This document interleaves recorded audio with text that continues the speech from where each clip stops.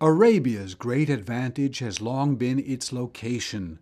3,000 years ago, the camel revolutionized commerce, and rich oasis towns developed along trade routes that carried incense and spices from the Horn of Africa and Yemen north to the royal courts of the Mediterranean and the Near East.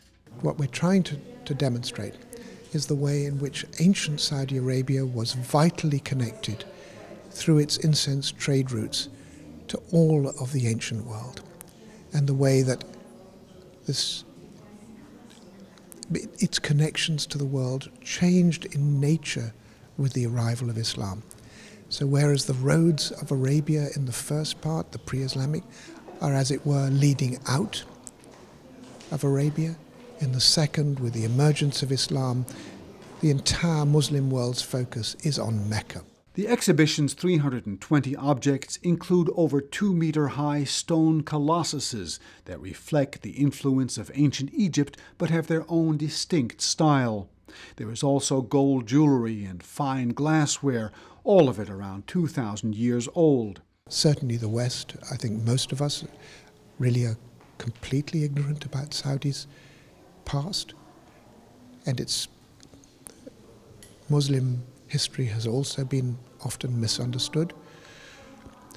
But it's also an opportunity for the Arab world to reflect on the way in which the bright light of the emergence of Islam has thrown the pre-Islamic era into shadow.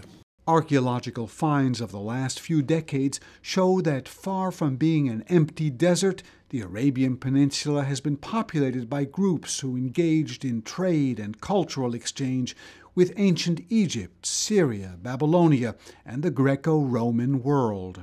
There was a cultural relation between not only trade, but with trade we have a cultural contact, a social contact. As I mentioned, names was used, Arabian name was used in Egypt, Egyptian names and idols was used in Arabia. There is symbols of both culture in both sides. This is in the period of first millennium. But downstairs we will see relation with Mesopotamia. We saw already the man of Tarot, for example. It's a very strong example. And here we have with Mesopotamia the presence of Nabonid. In addition to ancient splendors, the exhibition displays finely inscribed tombstones and milestones from the trails bringing pilgrims to Mecca. You can see an example. We have more than 1,000 tombstones in Saudi Arabia now, like this, coming from Medina, from Mecca and Medina cemetery. These people came to Arabia as mujawirin, to stay from different countries, to stay in Mecca, close to the mosque, and they died there, and they wrote their names. And some of these still go back to the 2nd century Hijrian, means 8th century AD.